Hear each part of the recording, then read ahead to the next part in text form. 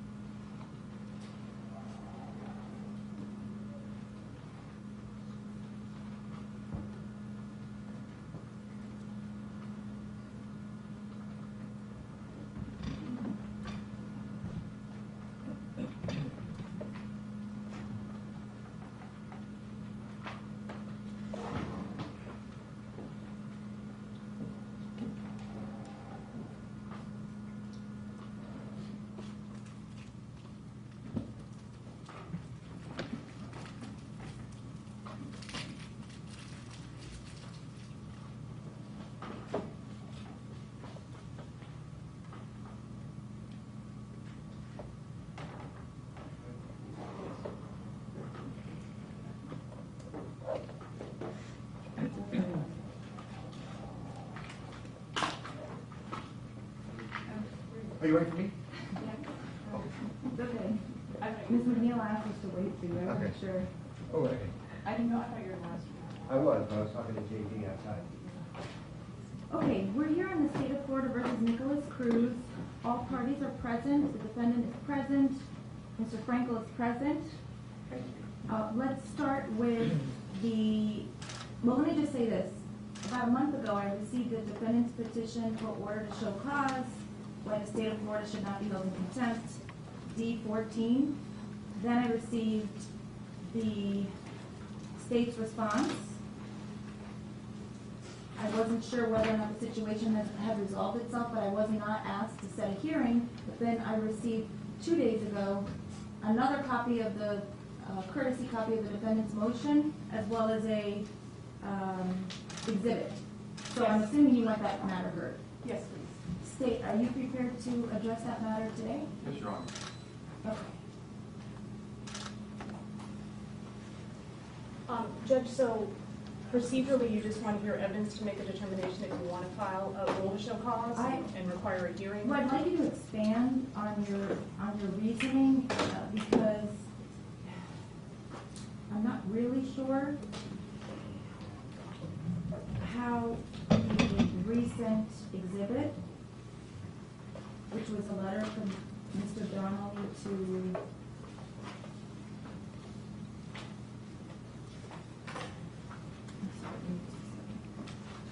your recent exhibit, I was not able to pin the two together. In other words. Okay.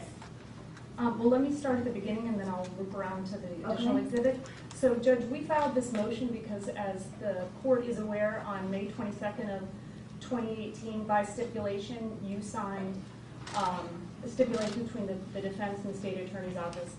You signed an order indicating that records from a certain medical provider could be provided to the state attorney's office. And in that order, which is attached to D14, you indicated that all records disclosed through this order shall not be disclosed to any person or entity other than law enforcement personnel directly involved in the investigation of a pending criminal matter, members of the state attorney's office involved in the prosecution of a pending criminal investigation, Nicholas Cruz and his attorney of record. Okay. So those records, and the provider contacted, the provider's attorney contacted my office back in July, and the specific date is referenced in the motion, indicating that they received communications with an investigator that represented himself as a member of the Marjorie Stoneman Douglas High School Public Safety Commission. He indicated that he wanted records from this medical provider, and the attorney, Mr. Cook, for the provider indicated that you're going to have to get a subpoena, and he said, fine, I'll get back with you. They did not receive a subpoena, and then the same gentleman contacted the attorney for the provider on July 20th and said, I would like to interview the doctor. And the medical provider's attorney says, you're not going to interview the doctor and we're not going to give you records without a court order. And at that point, the investigator for the commission indicated that he had already received the records, and he had received the records from the state attorney's office. So that statement gave the defense counsel concern that the state attorney's office or a representative from the commission indicated that the state attorney's office had violated the court order that you had signed on May 22nd. So I had affidavits prepared from legal counsel for the provider, Mr. Cook, where he memorialized in an affidavit his conversations with that investigator, as well as the paralegal from that firm, indicating that they only provided those medical records to myself pursuant through a consent that Mr. Cruz had signed, and then to Mrs. Tate through the court order that the court signed.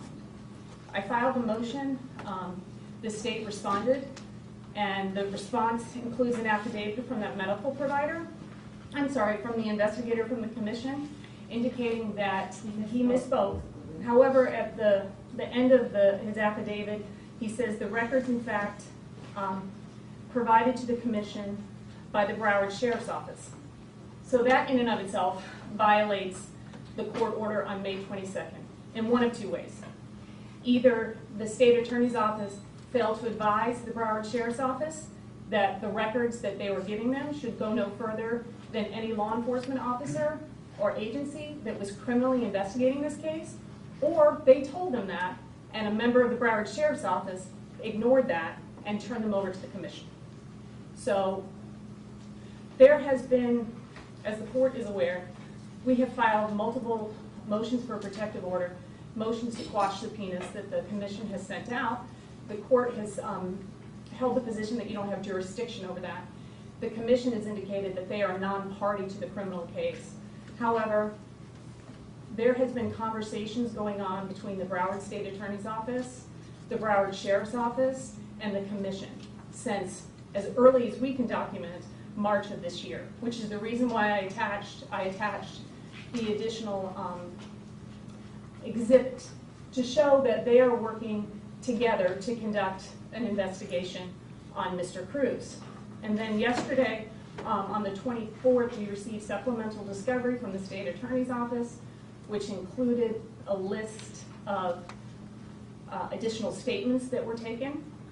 One of them is from an individual who had not been interviewed previously by the Broward Sheriff's Office, specifically Detective Curcio. Detective Curcio has provided a statement from the commission and FDLE of this witness, and as a result of that, Detective Curcio interviewed that person. So it's clear that the commission and the Broward Sheriff's Office are working collectively in the criminal investigation. I wanted to tie that into these motions so that the court is aware that we believe, once again, although you ruled, that you do in fact have jurisdiction over any motions that we file for the commission, because they are in fact operating as a criminal investigative body. In fact, when the Sun Sentinel filed a public records request for some of the information that the commission has generated, interviews, witnesses, a whole bunch of stuff, they invoked the criminal investigation exemption under 119. So that's the purpose for the extra exhibit, to substantiate the arguments that we have been making, that the court has jurisdiction over any matter dealing with the commission, and to educate the court on the fact that the commission is working with the state attorney's office and is working with the Broward Sheriff's Office.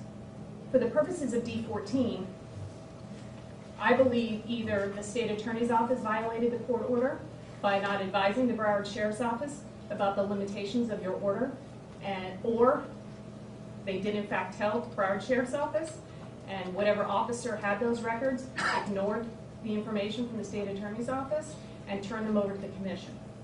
These were records that are private, federally protected mental health records. We emailed the commission and advised them that they are not authorized to have Mr. Cruz's records. We filed documentation with each of his medical providers invoking his rights. The commission was aware of that, and they obviously went backdoor to get these records. So we stand by our D14. I think we need to have an evidentiary hearing to for the court to make a determination as to who in fact violated your court order, but somebody did. It was either the state of Florida or the Broward Sheriff's Office. But the commission is in possession of records that they should not be in possession of. And I believe that's through either the fault of the Broward Sheriff's Office or the state attorney's office. Steve? Good afternoon, Your Honor. Stephen Klinger on behalf of the state. Judge, first of all, and I stand by our response that in the first place, their motion is completely meritless and baseless, and it should be summarily denied. The state attorney's office has not in any way, shape, or form violated the orders of this court. And the affidavit from the Detective Lyons of the Pinellas County Police Sheriff's Office makes it clear as such. These allegations that the defense wishes to bring are entitled against the state of Florida, being the state attorney's office in this case. And there's been absolutely no showing whatsoever that the state attorney's office violated your order in any way, shape, or form. It certainly was indicated in the order that the state attorney's office was allowed to turn over the records to the investigative agencies, the Broward Sheriff's Office. The additional supplemental exhibits that were provided yesterday simply show that there was communication between the Florida Department of Management Services and Assistant State Attorney Tim Donnelly in our office. It had to do with pension and matters related to Deputy Scott Peterson. Just because the investigative agencies happen to talk to each other now and again, or they come to speak to find out who's doing what, it doesn't mean they're sharing information, doesn't mean they're turning over information to each other.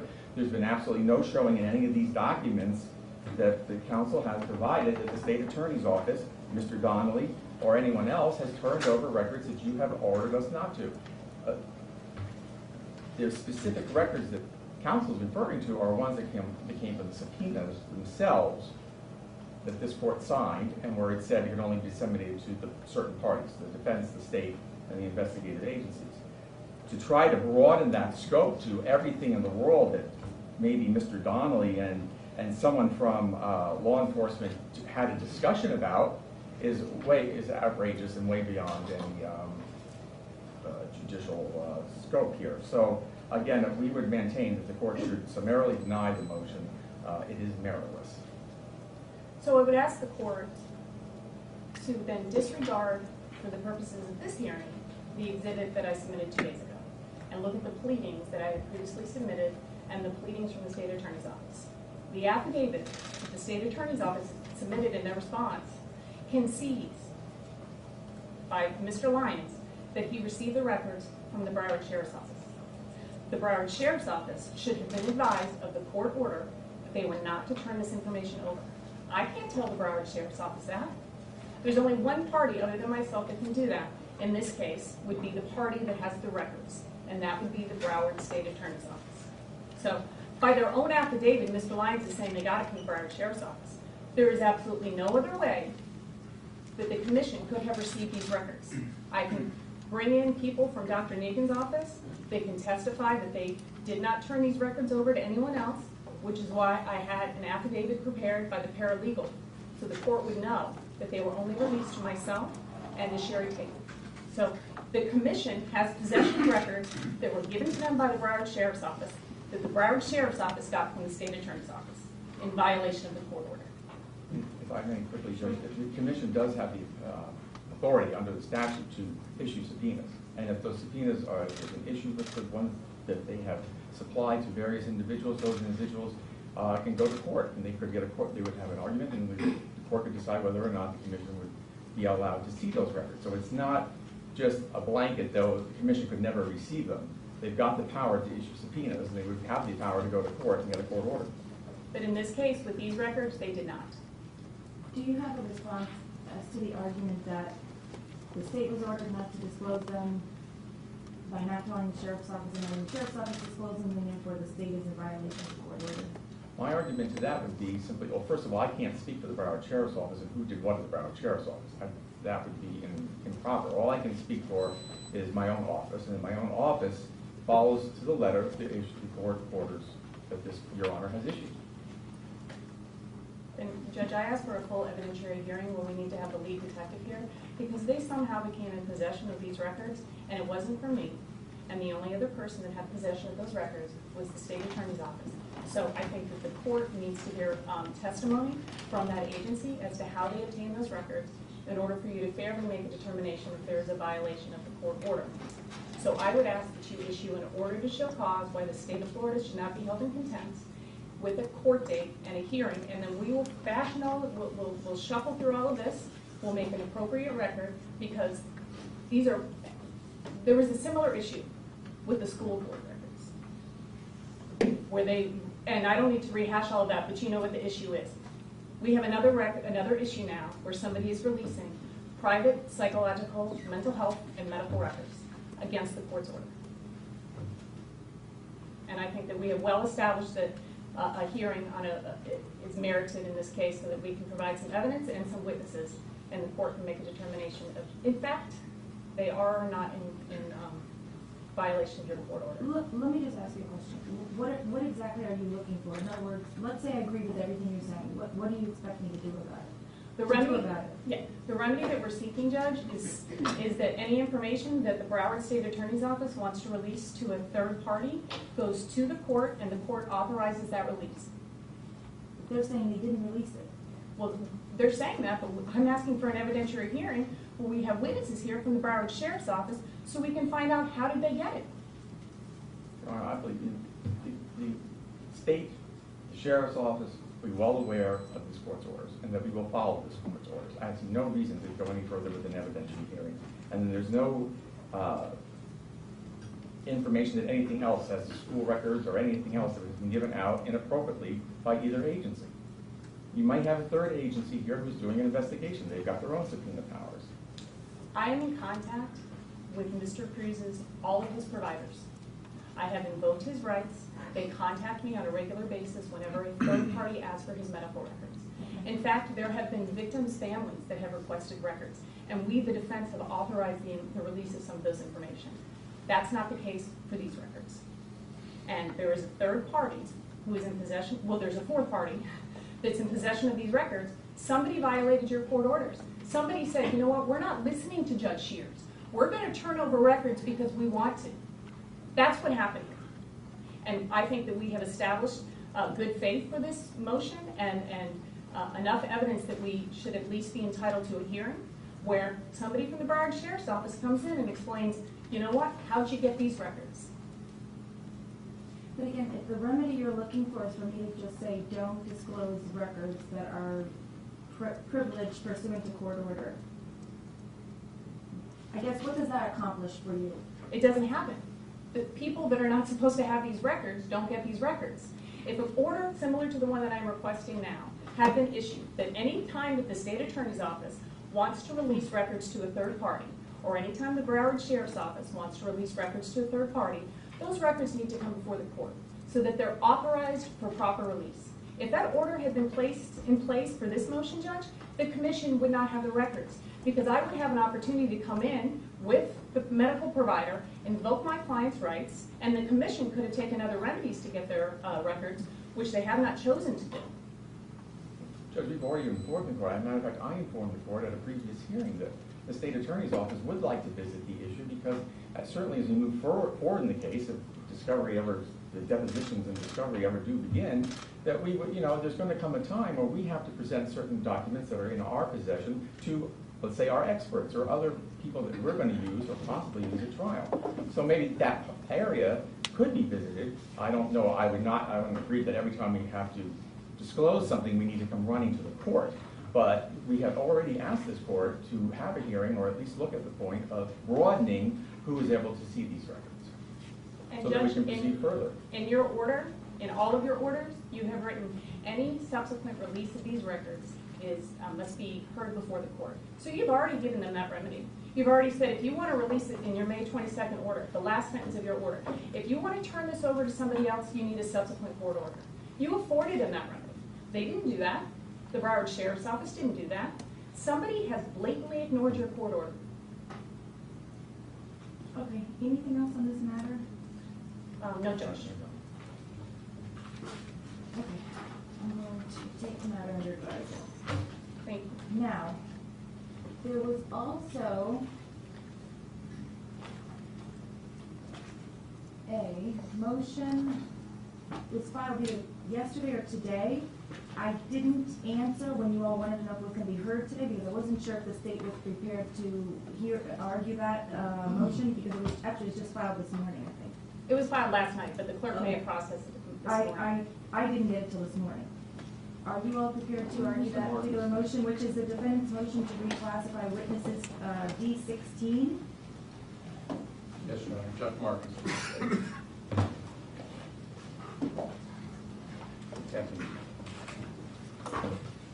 Just so that, before we start, just so that I'm clear, if the defense wants to depose these witnesses, do you all have an objection to that?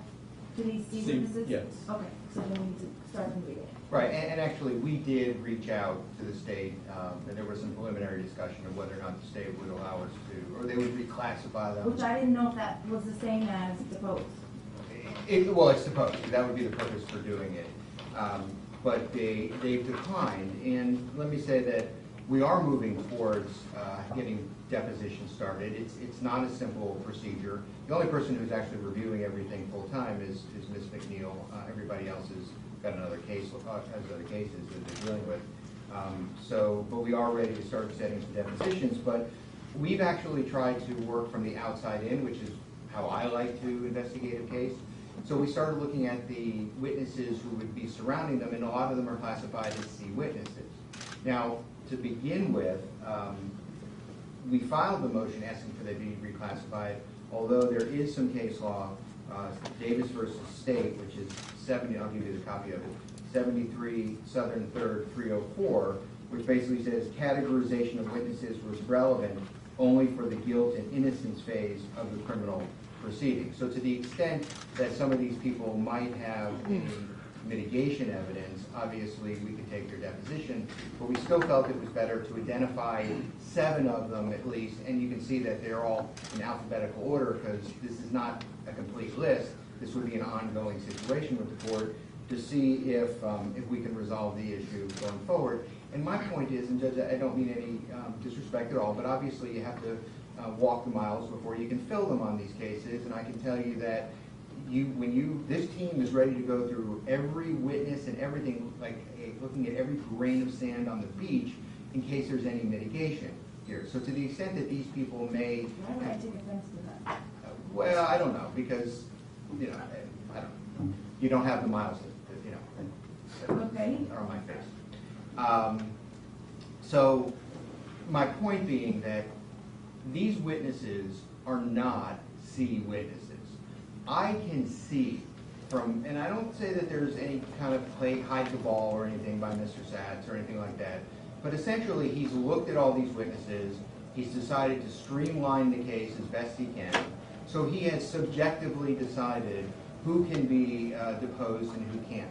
But that is an improper use of the rules of procedure. It's not a subjective process who we think you need to speak with, so we're going to make them inaccessible to you by declaring them to be C witnesses. This is a death penalty case with the highest degree of diligence that needs to be done. And as I said, this team of lawyers will go through every single witness. When you have witnesses who are at the scene, who go into the building, who spoke to students, who picked up evidence, and we can go through each one of them if we're going to go one by one and determine what that person's participation is, but I hope we don't need to do that because as you can see, we're only up to the C's in the alphabet. Then you can see these are not C witnesses. These are not ministerial witnesses. I mean, B witnesses are included as people who have, who own property, who do something, who have a document in their hand. So these people don't even qualify as B witnesses.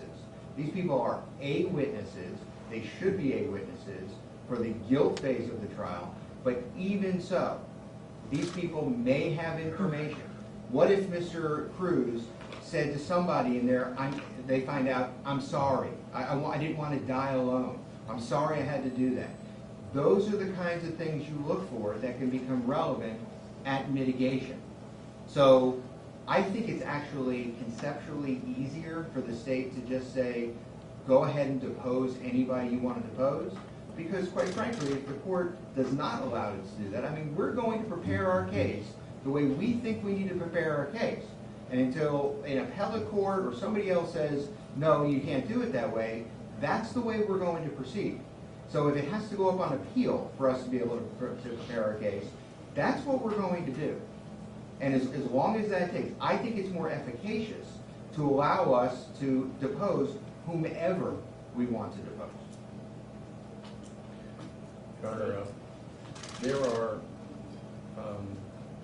at last count, 179 A civilian witnesses who were listed and 90 A witnesses who are law enforcement officers and approximately 463 C witnesses. Now, I do want to address that I don't understand why the defense said what they said in paragraph 4 of their motion. They said that they contacted the state asking if they would consider reclassifying witnesses listed in their discovery exhibit.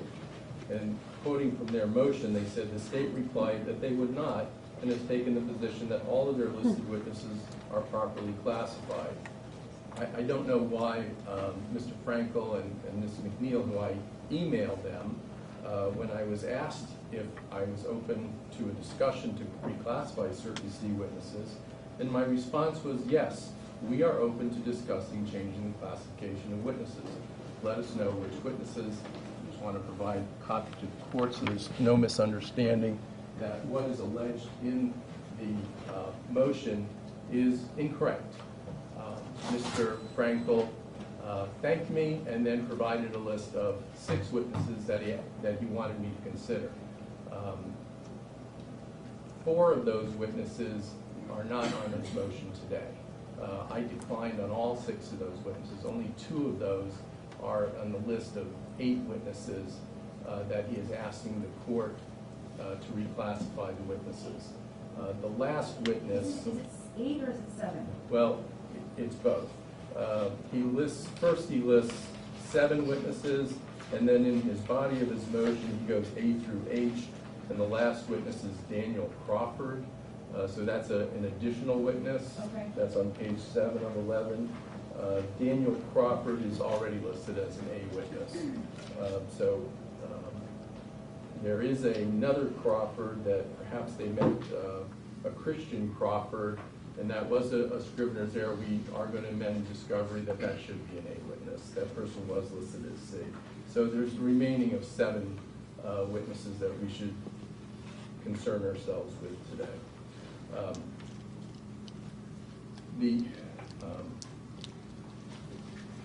These witnesses, it's the state's contention that the defense is interested in delaying this case. They have had discovery since May 18th. They have not taken a single deposition. It's now over 4 months later. Not one deposition. It's been 6 weeks since they've had Detective Curcio's report.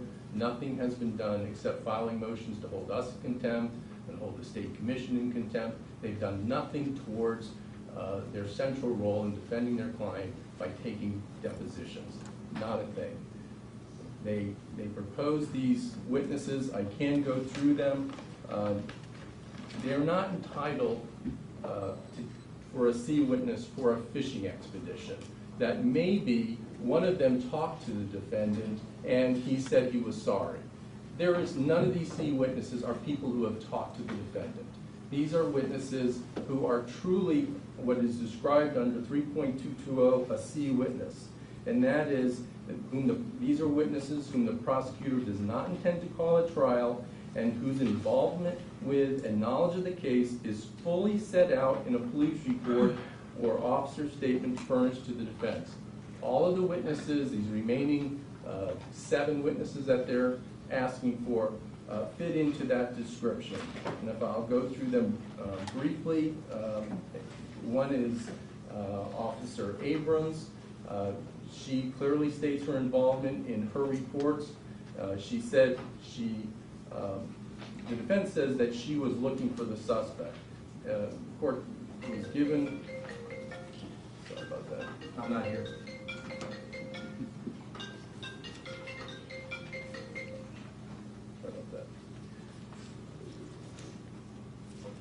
What her report actually says is that she was merely responding along with hundreds of other police officers to the scene when by the time she arrived, the suspect was already apprehended. She assisted in documenting names of family members of students. Their motion makes it like he's taking family members of the defendant. There were, as the court knows, there were hundreds of students affected by this, the entire school. There were hundreds of police officers responding. If the defense gets their wish in taking the depositions of these 463 C witnesses, and today is just a tip of the iceberg. This is trying to just get their foot in the door, that if they can get one of these, and we don't mind looking them on an individual basis and saying, yes, we can see that, and they do have a remedy, and that is to come before the court. But for these witnesses who just, they appear later, they're talking, they get there with the students, they're not doing investigations. This witness, Abrams, did not do anything. She was around when something was downloaded from the student's phone. I've since learned that that was something not taken by that student. That student wasn't even in the 1200 building. There was Officer Anton, who they want to take deposition of because he checked backpacks for explosives. Well, the defense knows there was no explosives that were found in this case. Everyone knows what this case is about. He was just one of many officers that was called to the scene. He doesn't have any direct knowledge of the case other than what's documented in his report. His report, because the defense attached them, so I read through them. His report says that he found a black backpack and a tactical vest. Is that not? He saw it. Yes. The backpack is not the defendant's. It doesn't say he collected it. That was collected by crime scene. I apologize. There was literally dozens upon dozens of officers who walked past, for instance, the gun, who walked past evidence that's on the scene. They did not collect the evidence. They were SWAT people who came in. They had to clear out all of these students. that were remaining in the building. They, of course, saw victims, but they have no direct knowledge. And the point is that under Category C, these are witnesses we do not intend to call at trial, and their knowledge is fully set out in their police reports. That's what a Category C witness is. Not every person who has some knowledge of a case is necessarily an A witness. And if the court was to go in that direction, this case would literally take years for the defense to depose 700-800 witnesses. When these are witnesses that are never going to testify, there's nothing in their police reports that is going to lead to mitigating evidence. Let me respond. Wait, I haven't finished yet. There's there's other detectives that some do take statements from people at the Marriott after, as the court may be aware from just being in this community, a lot of the students went to the Marriott. The families were trying to collect their children. They tried to find out as much as they could before they dispersed the police, and some of them, they got some statements from them. These statements that the police took are documented. They have transcribed statements, so everything that the officer has, again, he's a hearsay witness. They're hearsay witnesses. They don't have any direct knowledge. It would be the witnesses themselves. Going on to Louis Bonhomme. This was a perimeter witness. He went to the Marriott Hotel. He spoke to 4 people who did not see anything. Now, why is that an A witness? He has no direct knowledge of the case. There's nothing there. Chris Bosworth, another perimeter officer, and of course, just for the record, when I say perimeter, I'm sure the court is aware of it, just so the record is clear, it's people that were set up at different points to provide some security to the school in the initial moments. This is another person who spoke to 4 people who did not have any pertinent information. That is included in his police report. Another officer named Chris Collins, he did crowd control. He went to the Marriott. He spoke to 2 people who knew nothing. Roberto Colon, he met with the families of some of the deceased victims. They had not yet been identified. And he spoke to a witness who gave a sworn statement. The defense has the sworn statement. And finally, I spoke to the court about the Crawford, Daniel Crawford. I think it's really Danielle Crawford, but I believe they meant to write Christian Crawford, which we will take care of in a supplemental discovery that will list that as an A witness. I point out to the court that I believe there's 8 members of the Public Defender's Office who've appeared on this case and are present here. Some of them, I think Mr. Finkelstein appeared, but I don't see him here today. If each of them will take 5 depositions a week, we'll be able to get this case done in a expedient manner, and we would ask the court to deny the motion today without prejudice, that until they take the depositions of the A witnesses, they're not in a position to say that these are necessary witnesses when they have this, they already have the police reports and the statements that outline what their involvement is. There is no need for it, but they can come back after taking the other about 300 depositions to show the court why they need to take those depositions. So we would ask the court to deny it. We'd also ask the court to set that discovery schedule. We would recommend that the court order that we take the schedule at least 25 depositions a week with 8 public defenders. They can separate into teams and certainly be able to do that. Much of these witnesses are very perfunctory. Their knowledge is limited. We understand there are some important witnesses that maybe more than one public defender needs to be there for that, but I'm sure that they can figure that out with all these attorneys on the case. Number 1, don't want to play this game of emails. However, I would ask the court right now to inquire of Mr. Marcus if he did not send a final email to me. Because I don't have it here, I can find it if I need to. indicating we've reviewed your request and we've decided that everybody is properly classified. I would ask the court to request that of Mr. Here it Marcus. is. I'll give it to you right now. I'll read it into the record. Our position is that pursuant to Rule 3.220, all of these officers, which are the ones he asked about, were properly listed as C witnesses. And I cited the rule. I was referring to the 6 witnesses that he said. I wasn't referring to 463. I indicated that we would discuss it. Be happy to give a copy of this. Well, Mr. Frankel, do you have any other argument that you want to make in support of your motion to reclassify these witnesses?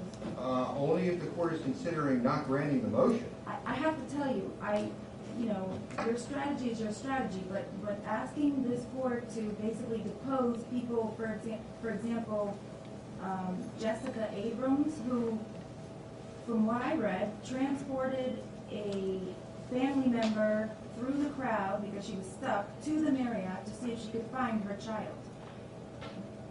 Okay, let me address her. Okay?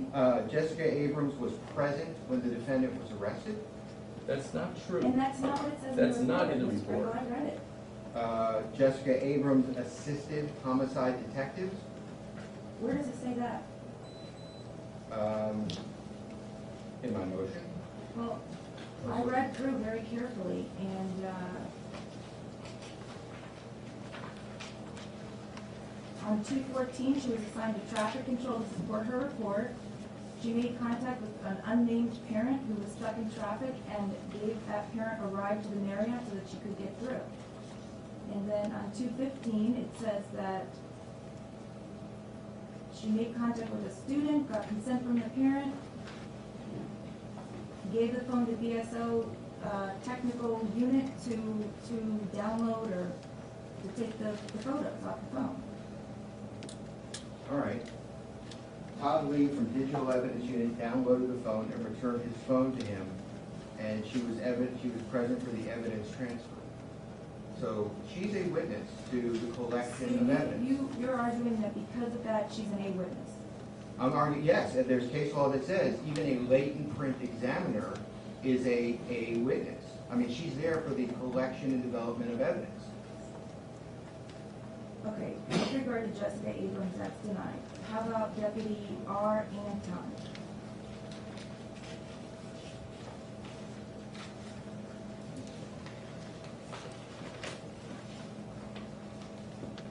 He was assigned to, it says, command post and coordinating checks of backpacks and explosives.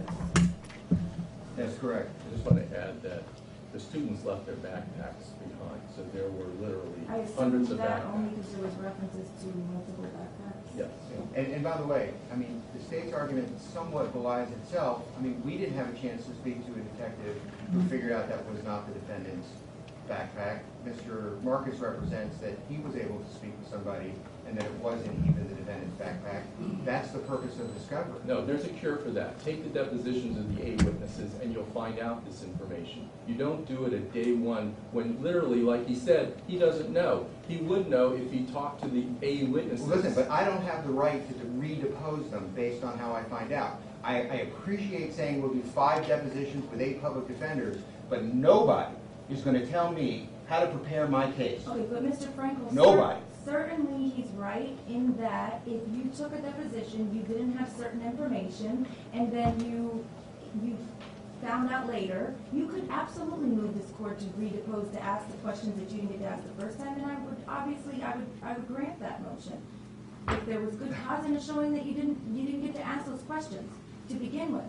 But the Deputy Anton's report, I read through it, and I don't have the discovery, I don't know the exact facts of the case. Judge, but this is more than ministerial conduct. somebody who's in charge of a command post? No, this is somebody who's picking up and checking potential evidence. It's not ministerial. It's not our argument that it's ministerial. It's that their entire knowledge of the case is documented in their police report and they're not being called. Ministerial is only one part of the rule. If it's ministerial, yes, it can be a category C, but also if it's someone who's not going to be called and their entire involvement is documented.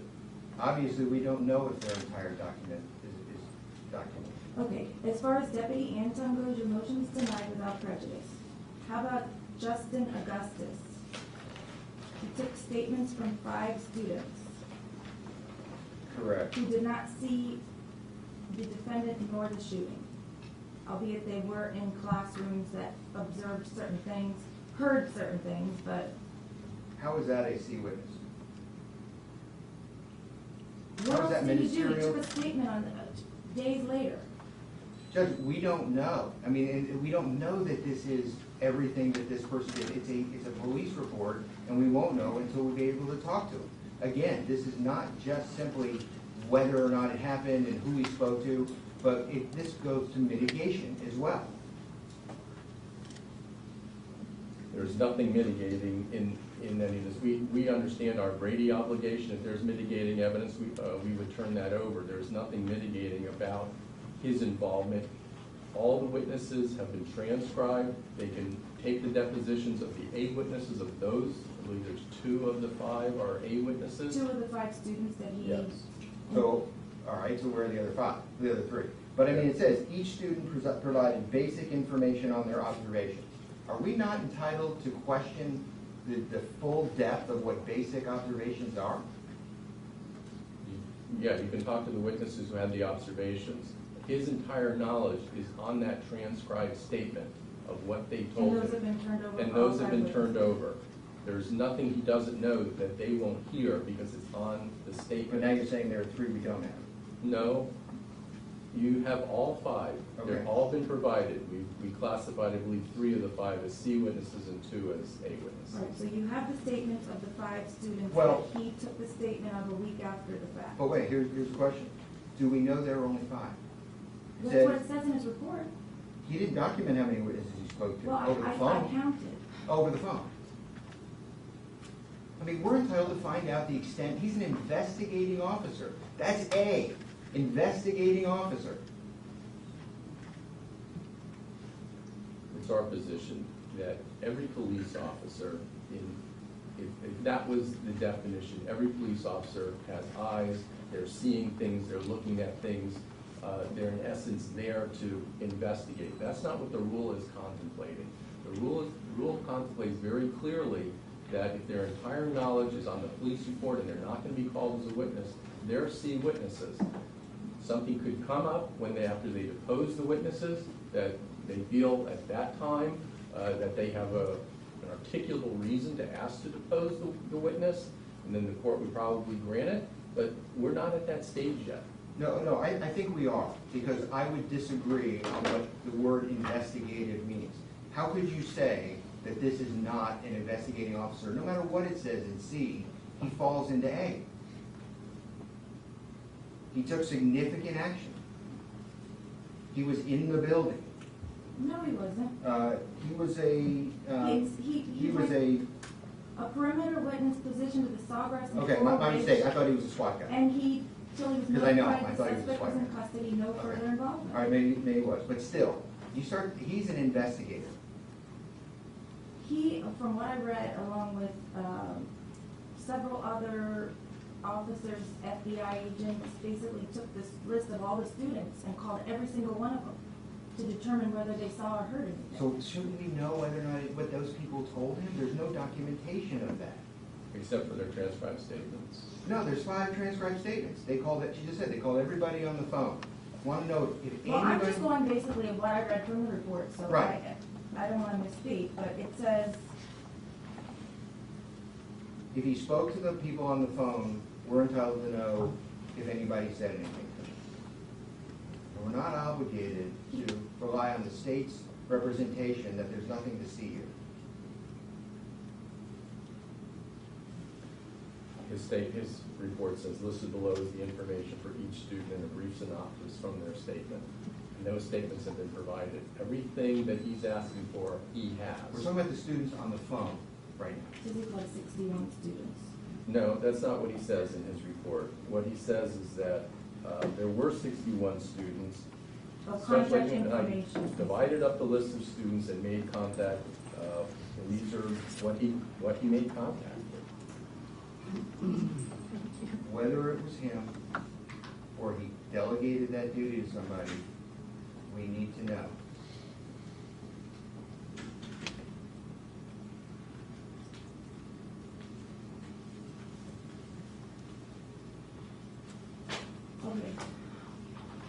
grant your motion on Justin Augustus. What about Louis Bonhomme? It does not indicate whether or not he overheard anything when he was guarding the witness office, the witness room. He interviewed witnesses.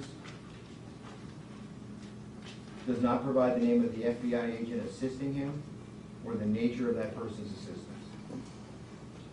I mean, those are questions we need answered. And he says in his report, all the witnesses that were interviewed advised they did not see anything.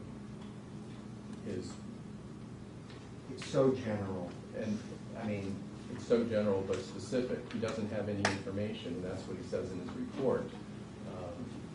This is the toehold where if this is a witness, then listen, if any of these witnesses are talking about Nicholas Cruz, any of them are talking about what just happened, which likely they were, I don't think that we should have to rely, and I don't think the court would want us to rely on the general statement of a road patrol officer who just summarily says there was nothing of value. How do we know that he knows what's of value? We're talking about somebody who says, I responded to this area, they went over the radio that he was captured, and I left and went back to work. I mean, No, he first guarded the witness. I'm giving an example of what Augustus says in his report as to his involvement the first day. And you're talking about, I'm sorry, I was just giving an example. Yeah, sure. So we're talking about Bonhomme now. We're talking about him.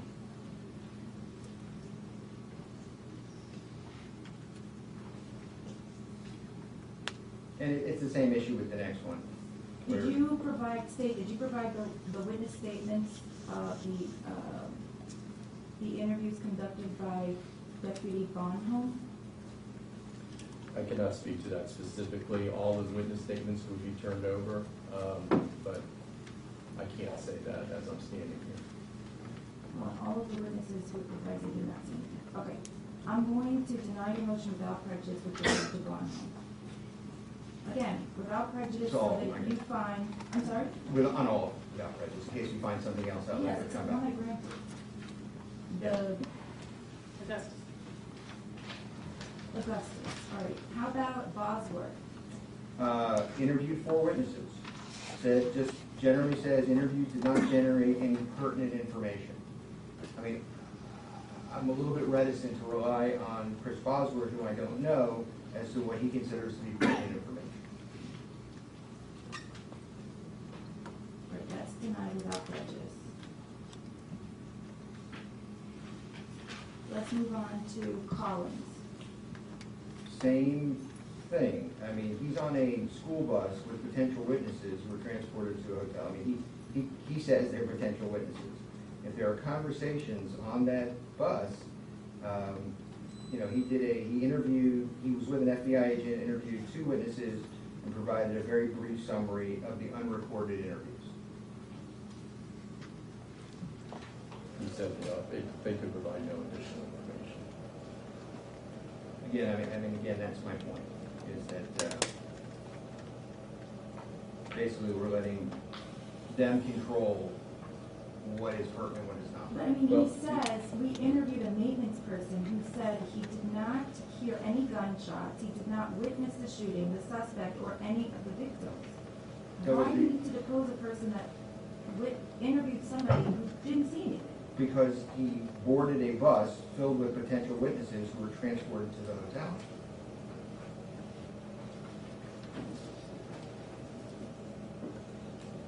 And if you were investigating this case, wouldn't you want to speak to him? I assume the people who interviewed these witnesses have been listed and the witnesses' statements provided? I mean, I just think it's too soon. And the other thing is, let me address why don't they go over the A witnesses? You know, to a very great degree. I don't know what you mean by that. Well, the state says, why don't you start with all the A witnesses and talk to them, like speaking to the children. To a great degree, there is a lot of sensitivity by Nicholas Cruz's legal team not to have to drag kids in and make them relive this. So, I think there's 91. but that doesn't mean that we're going to answer. The premise that we're arguing about right now, is we could come back after we speak to somebody, at these kids, and find out maybe there was more, there was something else, right? I mean, I think what we're doing is we're not limiting it to police officers. Saying that we're going to come back invites us to go start speaking to civilians who are listed as A witnesses. I mean, isn't it more appropriate under the circumstances to start, maybe we don't need to speak to them. Maybe we really can establish that nothing was said. I don't know how I would possibly determine that type of thing, plus I don't know if that's a legal issue, I think it's a practical issue, and it would be one that would have to be worked out between you and the state. But as far as I can see, I'm gonna deny the next two witnesses without prejudice. I think that if you get these statements, you review them, you see that something is missing, or the person that took the statement of the person who didn't see anything needs to be deposed, and you have good cause, I will reconsider. But at this point, I don't Well, there's one more. necessarily disagree. Which one? Just age, do we touch any? Age, Mr. Marcus says, was inadvertently misnamed in discovery, Oh, okay. and he agrees that that person should be a new witness, and he's going to supplement discovery. I think that's what we said. Okay. So, as far as the deposition schedules, they need to be, we need to set one. When are you all prepared to begin taking depositions in this case, Mr. Franklin?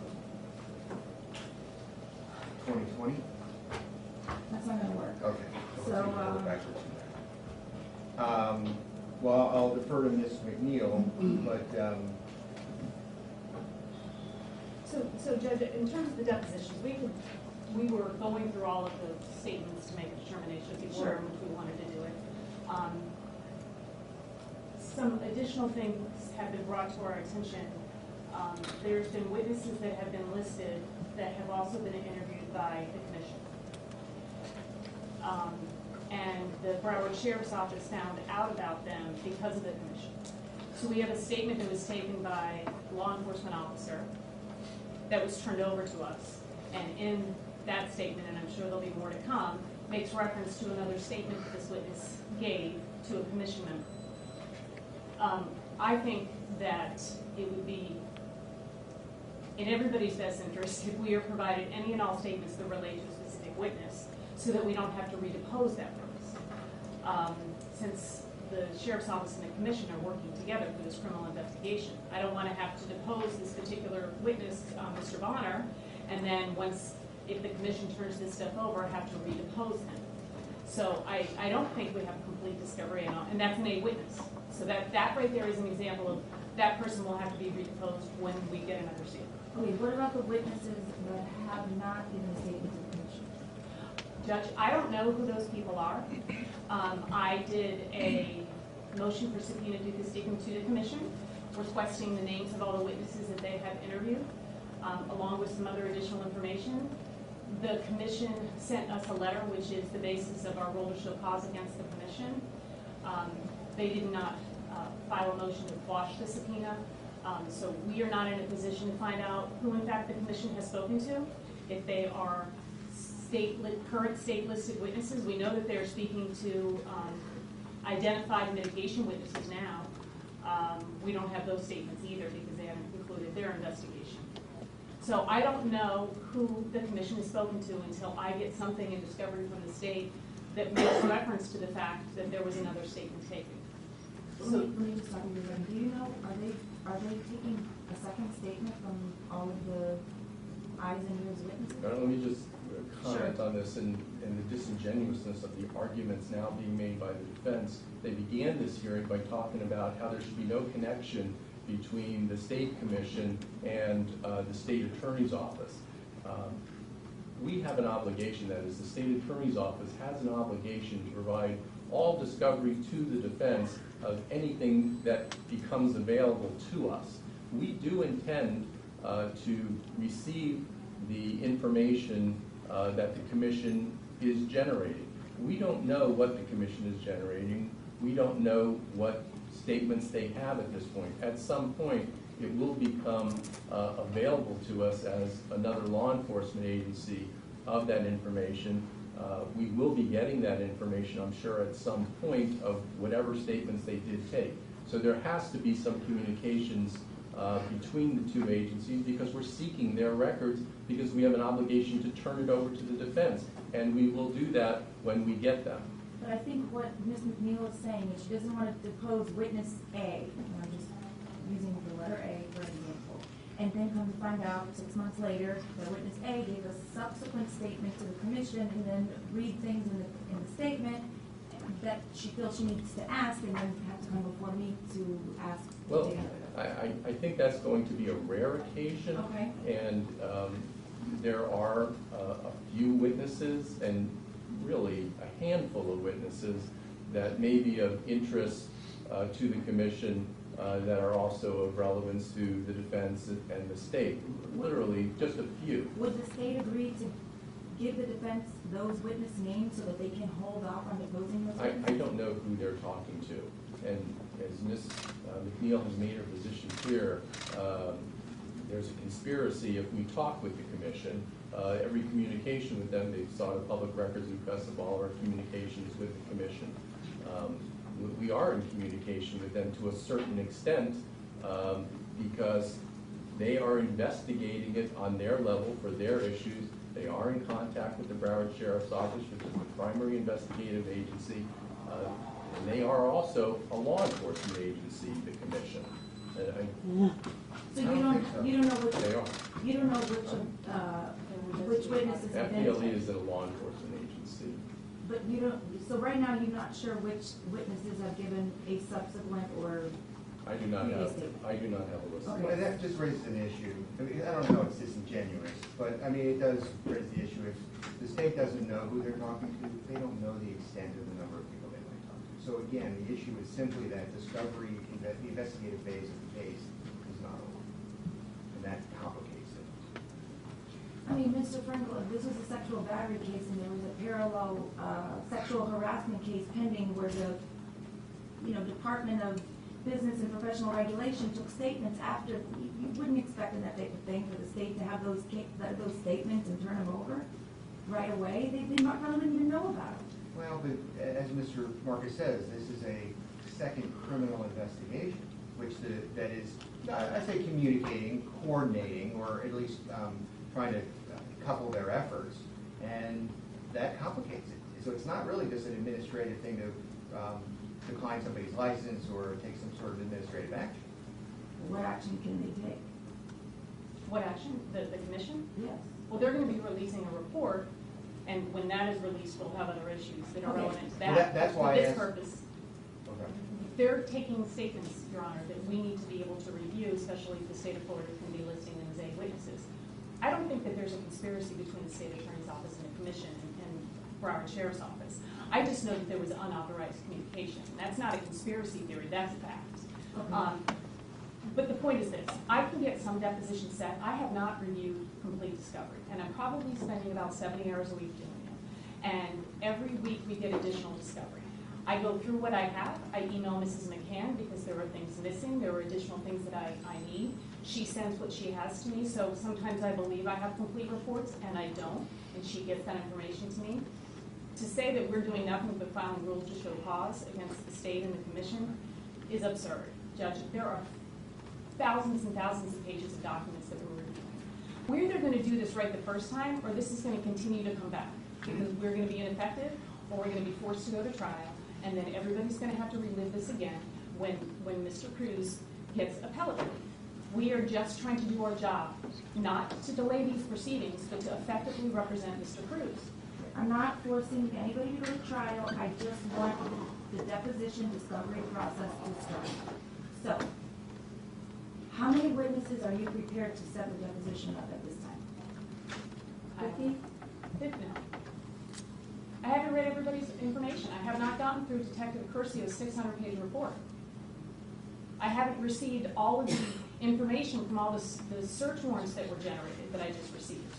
There's forensic data that was pulled from multiple computers and iPads and iPhones that has not been turned over. I know that the state of Florida is in possession of Mr. Cruz's cell phone because they published to the media 3 videos to them, but I haven't received any other data that's from his phone, and I know they've already done a forensic dump. So they have that. I don't have that. So I don't have complete discovery. Can you make a list of are you intending to depose civilians, law enforcement, a combination of both first? It was our intention to speak with law enforcement first. Okay. But it seems unfortunately we're gonna have to start deposing some of these eyewitness children, which was something we didn't want to do until the very end. But If at all. if at Okay, all. so, Mr. Marcus, can you make a list of 25 law enforcement witnesses who have turned over everything that they have to turn over, who are A-witnesses, that there's not anything pending? Judge, when you ordered the Broward Sheriff's Office listed witnesses to turn over reports, remember when you gave that deadline? And that if they were in the Material. process of preparing them? Right.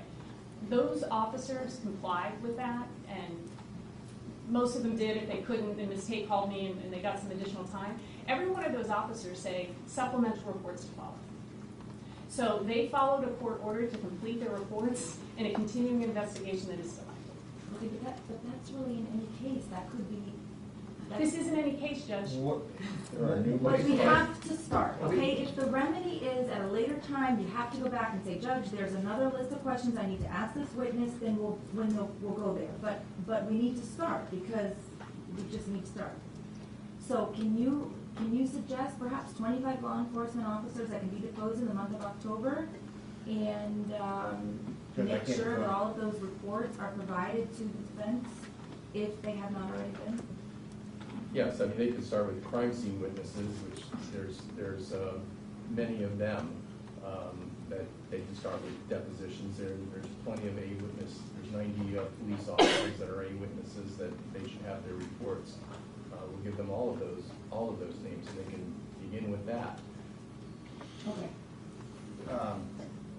No So way. is he gonna give us a list or not? Yes, he said yes. Well, all right, set a schedule, I'll do my best. Judge, I mean, Mr. Frankel, this has got to be a priority. I know you're a busy lawyer, but well, this is- 25 witnesses in a month.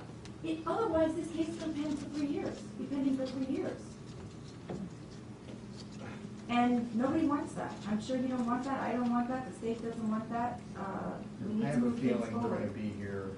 Well, you know what? I don't want to know about feelings. I want to know about schedules. And I want 25 depositions to be conducted in the month of October. We'll do our best. Just so the court is aware, it is the 26th of September. We have to identify those witnesses and send out You're right. subpoenas. You're right. So Hold on a we would second. just shoot for November to have something set. That Yes. is something that is obtainable. I will set a status for November 15th. That is not the week of Thanksgiving, in case anyone wants to know. It's the week before. That's a Thursday at 1:30. And by that date, that gives you an extra 2 Yes. weeks to effectuate service. I want 25 witnesses to be deposed, and I want a schedule for the next 25 witnesses that I want to take place before the first of the year. Judge, I can't guarantee you that they'll be deposed. I can have them set. Because State, can you make, I understand because if they're on vacation, but State, can you make 25 law enforcement witnesses available to be deposed in the next 45 days? we'll certainly do our best, and as I'm standing here, as much as I can You guarantee wanted, it. how many did you want? You wanted 25 a week. Well, Judge, here's the thing, and I just came from a case with 8 defense lawyers for 3 different defendants. And as the court knows from courthouse lore, it took years and years because of schedules. They are not going to be able to have 8 defense attorneys who are on the case have to be available for every deposition. This is a team effort, and they have to move the case along. You don't need 8 defense attorneys for every single deposition. And we would urge the court that if their calendars cannot be free, I certainly don't care if they all appear, but it should not be a reason to delay depositions because just about all these attorneys, they have caseloads. I don't need anyone saying that. And Ms. McNeil has already said she'll do her best to have these 25 depots done in the next 45 days. Obviously, if half of the witnesses are on family leave or something to that effect, that's why I'm asking State that you please help get involved. And at the next setting, I want to have the list of the next 25 witnesses and when they are set. And just so the court's aware, there may be 8 individual attorneys on the team, but there are only 2 attorneys on the team that are debt qualified. Okay. And one of those 2 attorneys has to be present for those depositions in order to be compliant with the Okay. Florida Rules of Criminal Procedure. So unfortunately, the other 6 cannot solely take care of it. Okay. I'll see For the you. record, do you state who is debt qualified on the team, please? You can contact Florida Bar Client. Your Honor, could you inquire of the defense who's debt I qualified? know Mr. Frankel's debt qualified because I've seen him try a case. And Ms. McNeil, you are debt qualified? Yes. Well, there's 2. All right, I'll see you on November 15th at 1:30. Thank you, we're in recess. Judge, I also sent up another motion, You did? D-15, I think it was. Okay. I don't know if you want to set that for a hearing. Well, let me just say this, I think that notice needs to be given and needs to be coordinated so that if the attorney for the commission or somebody with the commission wants to be present, I mean, I think they deserve to be noticed and, not deserve, but they're entitled to have notice and be present. Okay, so my understanding of the Florida Rule of Criminal Procedure that governs a rule shall cause the court reads the motion and makes a determination that order needs to be sent out ordering a hearing on a rule shall cause. Do you want me to set it first for a hearing and have them come in and make preliminary evidentiary arguments before the court even issues an order? Is that what you're saying? Yes, Okay, I'll coordinate that with Mr. Jones. and I can do it as soon as you want, I just want to make sure, because I don't know if they're in Tallahassee, I don't know if they're going to want to ask to hear electronically. Okay, thank you. Well, you're on a generated order, reflecting what you wanted. Got it. Thank you.